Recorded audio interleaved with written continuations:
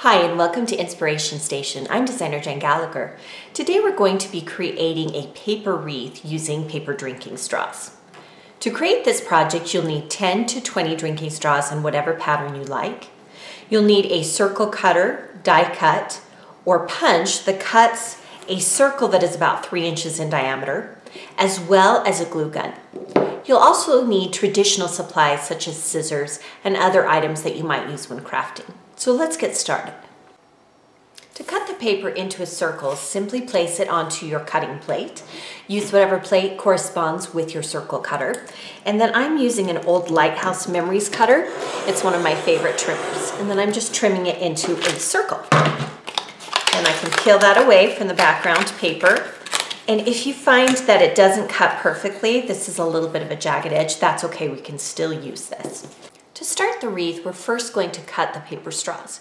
Now you can leave them the width or length that they are currently, but I'm going to cut them. You'll see that I've already cut one of them.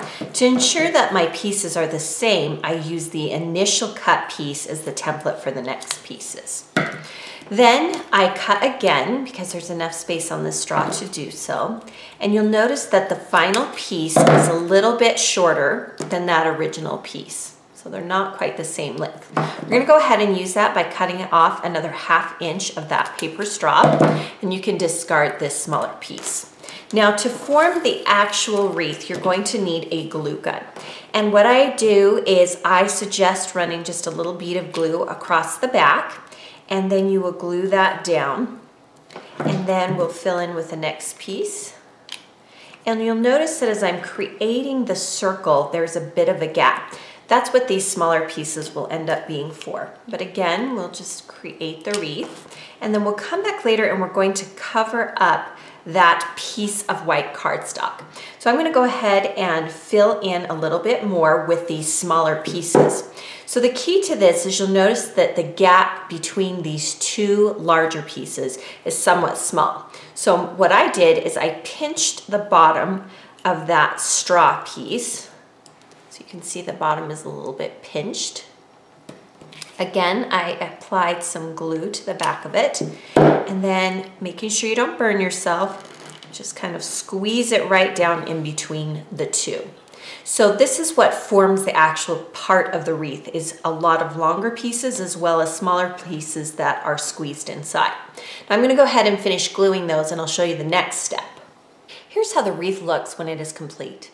Note that the smaller pieces fill in the gaps between the larger straw pieces. You'll also notice that the top of the wreath looks a little bit messy. The best way to hide this is to add a die cut shape on top of that, or something that fills that in.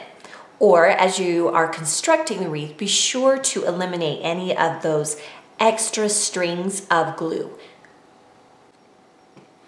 To create the piece that will cover up that glue, we're going to use a sheet of cardstock.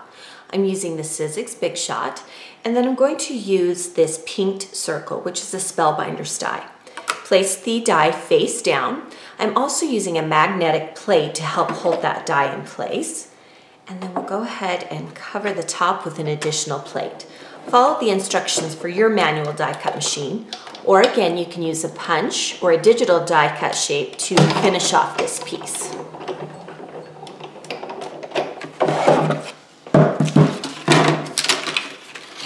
Here's how the die shape looks when completed. To cover the glue on this particular wreath, I'm going to place a bead of glue around the very inside of that circle. Then to that glue, I'm going to add the pinked circle die cut that we created. I'm also going to add an additional die to which I'm adding some more glue, just enough to help hold it in place. This is a digital die cut, and it is a leaf. It just adds a little bit of color as well as makes it more nature inspired. To the center of that, I'm going to take a bow that I picked up in the Christmas clearance section that is already pre-assembled, and it is a nice silver bow. Again, I've placed some glue on the back of it. This will form the wreath for the project we're creating today.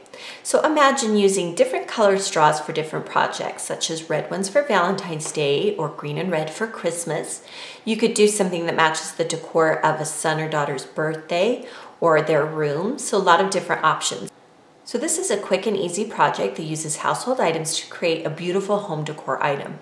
You'll note on the finished project that I placed this wreath in a shadow box frame. Be sure to subscribe to the Scrapbook Expo YouTube channel so you don't miss out on any of these videos.